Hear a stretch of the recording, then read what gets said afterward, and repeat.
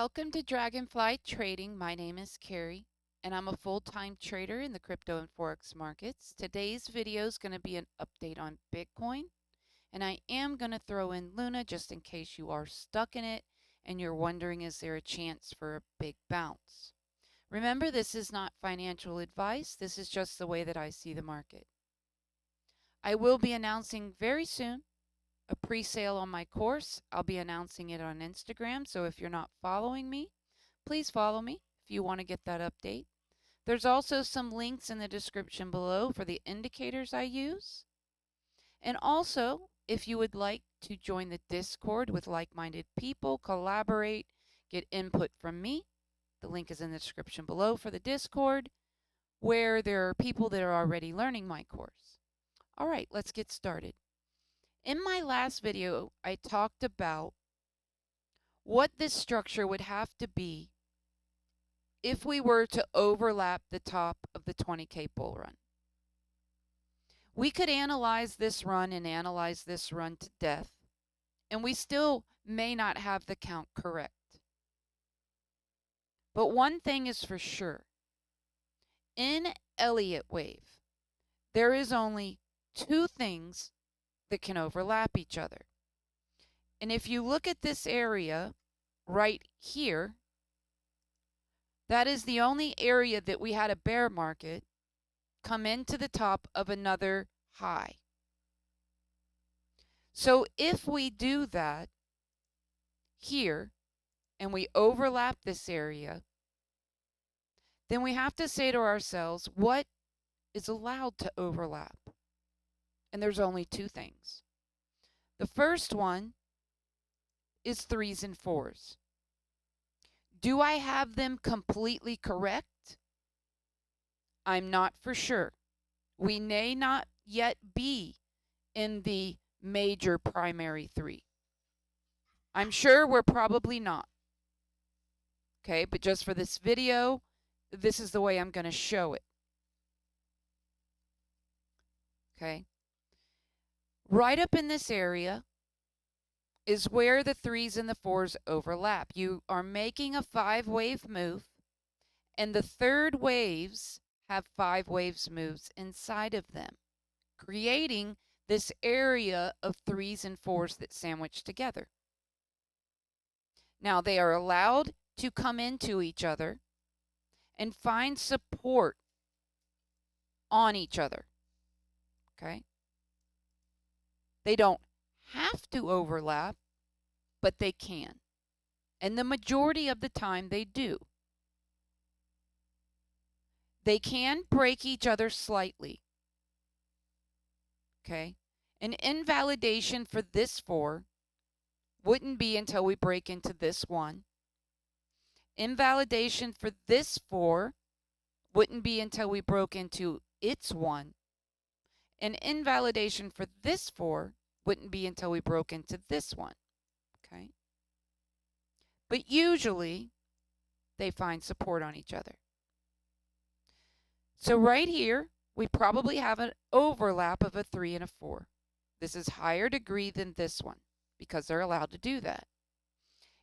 If we come into the top of the 20K bull run, I will have to assume that it's a higher degree 4. Okay? But what else can it be? And I did go over this in my prior video, but I want to go over it again because it's really important. What else it can be is a nest of 1s and 2s. If you notice, every one of these runs gets significantly smaller than the one previous to it. This first 1 and 2 was 300,000%. I know it doesn't look like it because we're on log scale, but it is. This one's 55,000. This one's 11,000. This one is only 2,000%. And when you're nesting 1 and 2s, the first one is the largest. The second is smaller and smaller and smaller because you're going up smaller in degrees. Okay, so it would be this area right here. And this blue 1 and 2 would be this 1 and 2. And yes, it would mean that the third wave of this primary 1 and 2 has not even started. Crazy, crazy bullish. To think about it is crazy. Really is. But Bitcoin, I wouldn't say is going anywhere. And this would be totally possible. And what's to come, the numbers is just astronomical. Okay, so if we come in to the 14K high and we invalidate this getting a fifth wave to the upside, then next on the list, we have to assume that we're making a 2. And that would mean that we can't break this low next. If we break that low, we'll talk about it when the time comes. I don't want to scare you with that, but basically it would mean we're probably correcting the whole structure. And that it's a complete 5-wave move. And it's a 1 wave. Meaning that the 3 that would come after that would be huge, yes, but we would have an extremely long bull market. But let's take it step by step and say that we can't break this low if we come into the 1 and we're making a 2, and it's this little 1 and 2, okay? All right, let's talk about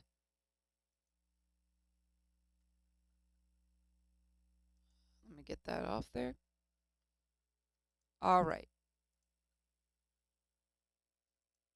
We know what this means. We've talked about it. We've broken our 21. On the monthly, we've wicked through the 50, but we've never closed below it, and it is sitting right about 22,000.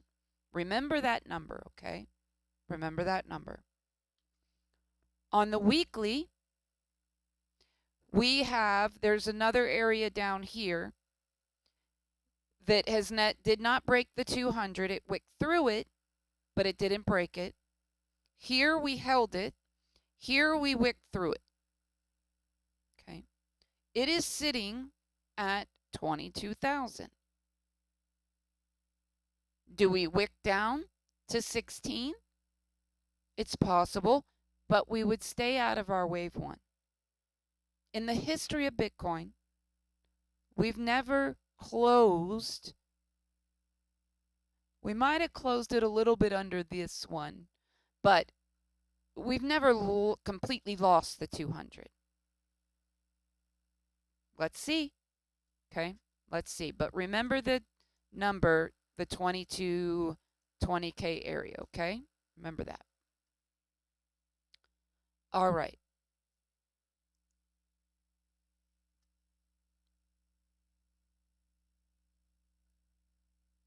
Let's go into this. All right. I'm going to try to make this as simple as possible. There is a thing called Kennedy channels, okay? We have the first channel that's called our base channel. It is pulled from pivot 0 to the 1 down to the 2. When you're making a 5-wave move, you don't want your 4 to come back into this channel. You want it to find support on your base channel. The next channel is pulled from the top of 1 to 3. This channel can be followed as price develops. This line just gets moved up as this third wave's developing. And then it's pulled down to your 2. You don't want your 4 to break this channel. But if it does break it, you want it to hold on your base channel. Okay? So we're coming into an area that's of high significance right now for this 4 to happen. Okay? Now let's talk about the count. Over here, I just have the 3s and the 4s and the 2s, okay? This is what this is. Because we don't know which one it is until we see, do we hold up in here or do we invalidate and come into our 1? If we come into our 1, then we're going to flip that we're making a 2. And this is a 1 and a 2 until it breaks the bottom. If we're able to hold, then we're going to say we got a 3 and a 4. Okay, 3 and a 4. Let's talk about this area up in here. We have a 1, a 2. All of this inner count leads into a 3.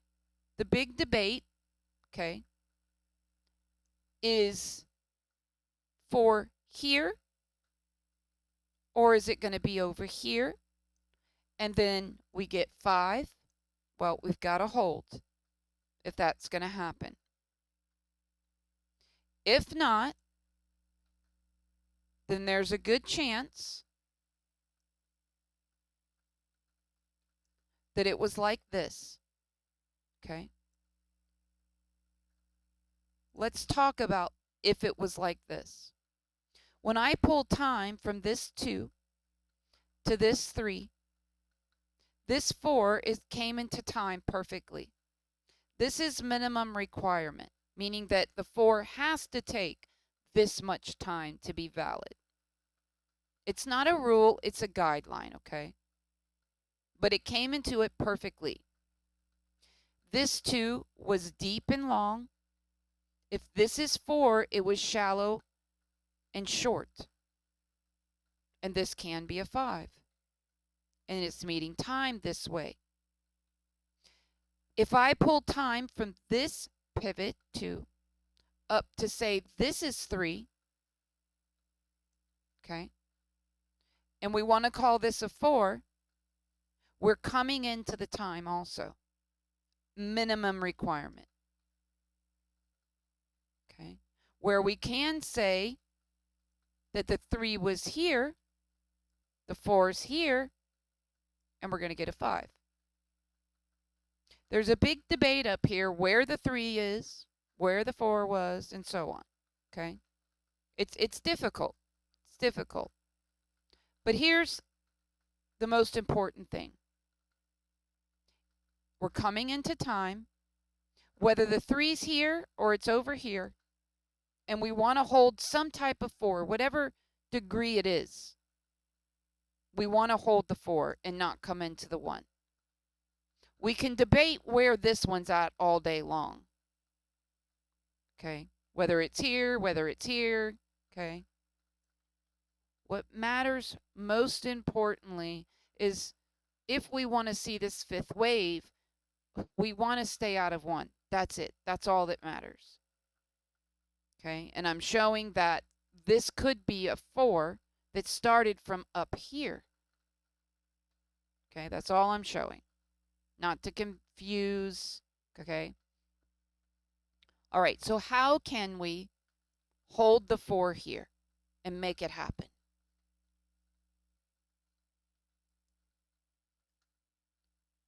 Let's go down a little bit here. Let's put those channels back on because I want to show how it's all, whoop, wrong thing, all coming into a certain level here. Where is it? Is it this one? There we go. All right. Here's where our channels are coming into each other. This is the 4 we want to happen. We don't want this 2 right now. That's later. Okay. Let me take this off. I'm just trying to clean it up a little bit here so it's not so messy. Okay. So how can we make it happen? Well, if you pull a fib extension from this high to this low, back up to this high, like we're making W, X, and this leg is going to be Y, this brown fib is coming in at 23,278. Okay, I'm on log scale. If you pull from this top to this leg, white WXY for the yellow W, 3 waves up for X, and now we're making a 3 wave down. This yellow fib is coming in at 23,100, very close to each other. If we say this last leg is A, B, C, and you don't want a C wave to break the 2.236, that's coming in at 23,071. These are all within $100 of each other. You cannot get better confluence than that. Right here on this little support guy, on this little tick of support. There's not a lot there, but we do have the base channel. We do have the 382 fib retrace, pulling from 2 to the top, okay, projecting a 4. 382 is within $100 of this fib level, of this fib level, of this fib level, of this channel. You can't get any higher of confluence than that. You just can't. So can we hold it? I hope so. Because if we lose this fib level, none of the ones below it are overlapping like this. It's just not happening. Okay? And we're going to get into this leg, and I'm going to show you how one rollover would even more project that this may happen. Okay?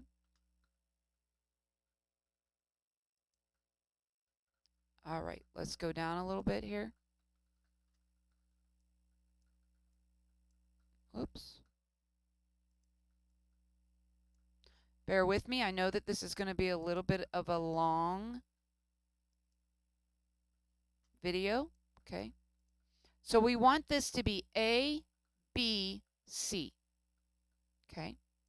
And we want the C to hold this 2.236 where these other fibs are.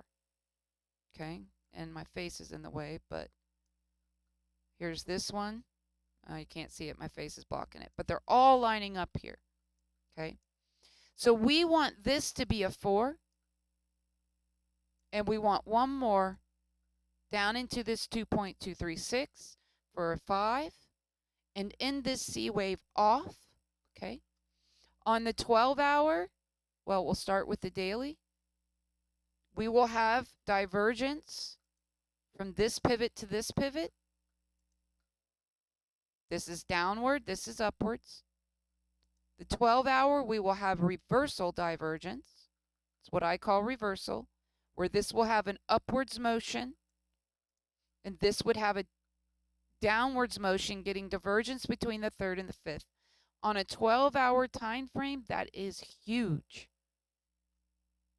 8-hour, same thing. We will get 8-hour divergence between the 3rd and the 5th. We'll have divergence on every single high time frame for this to say that this is a bottom. If we don't pivot up from there, well, we should. Let's just say that. Now, I'm not saying that that's absolute bottom and here comes 5th wave, because I can't say that. I don't have a crystal ball. But a lot of confluence is coming together right there where the market will have a chance. Okay? So let's talk about what we have to do off this bottom and what you need to watch for. Okay?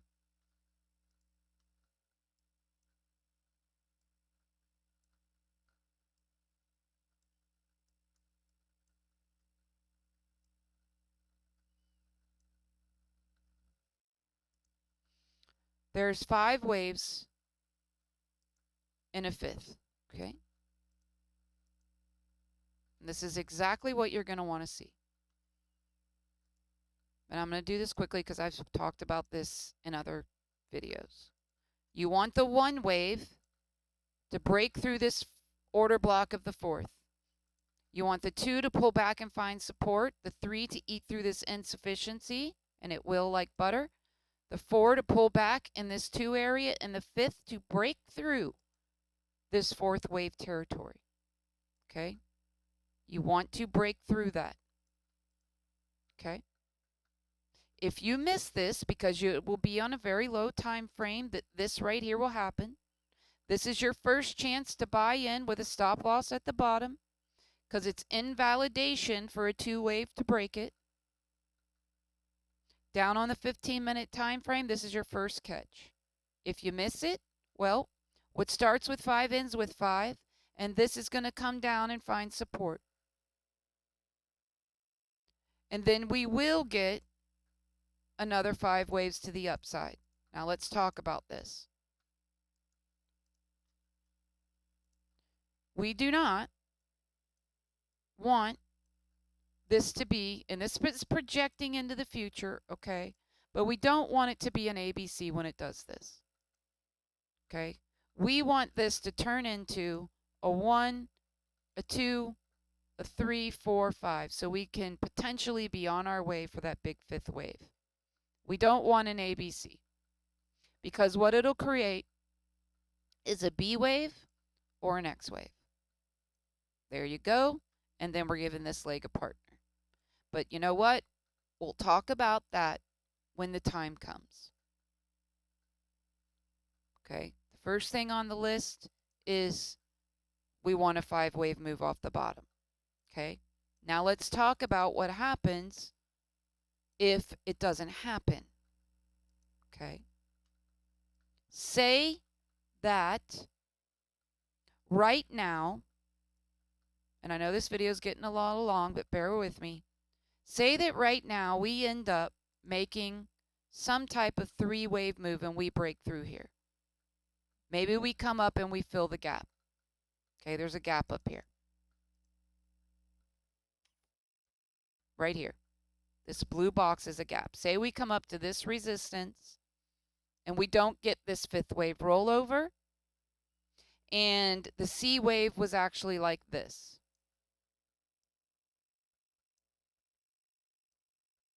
Okay, we don't get the 5th wave rollover, and it ended there.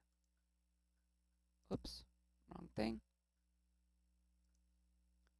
Well, this is not what we want. We don't want a 3 wave move up, because what it means the same thing as I drew before, that we've just created an X wave or a B wave, depending on if it can get up high enough for the B. And then we're giving this leg a partner. And this is an A or a W. And then guess what? Here comes C leg or Y leg to the bottom. We're going to roll over. So really, we want this leg to roll over again. Because right now, off the bottom, this is corrective. It's a corrective move, and it means no matter what it does here, okay, whether it does this, and then it pulls back for 3, and then it goes up for 3, it's going to be corrective. Because it started out with 3. It's not what we want. So we really need to roll over, actually, so that the market has another chance to come off the bottom in a 5 wave move. Because right now, this is a 3 wave move. Yes, it can climb correctively, but it'll mean that we're coming deeper in the end. So I hope you understood what I meant there. Hope it makes sense. Okay. All right, Luna. Let's see what Luna's doing. Like I said, this right here, it's kind of hard to tell whether it's 3 or 5. Okay. But what Luna needs to do here, and it's kind of weak, it's got to get up to the 1.618, pull back for a 4th, and get up to $3.78 to even consider an impulse wave. Otherwise, it's just an ABC, and it's going to roll over. This was a nasty sell-off. Okay, it broke its low. The charts with all the data, some exchanges have taken it down. Okay, but it's bad. It's bad. Okay, Luna really needs probably another rollover, reset itself, and see if it can get a nice buy up with a 5-wave move. It still has a chance here, but if it comes into this 1 wave before making its 5th, then it's absolutely a 3-wave move. No matter what it does here, it will eventually break its bottom. Okay. If it can make the 5 waves without coming into this one, which it's very close, then it'll make another 5. And we'll have to see whether it's an ABC or if it can actually recover. So I hope you enjoyed this video. I hope it gave you some clarity. And I hope you have a wonderful weekend. And I'll see you in the next one.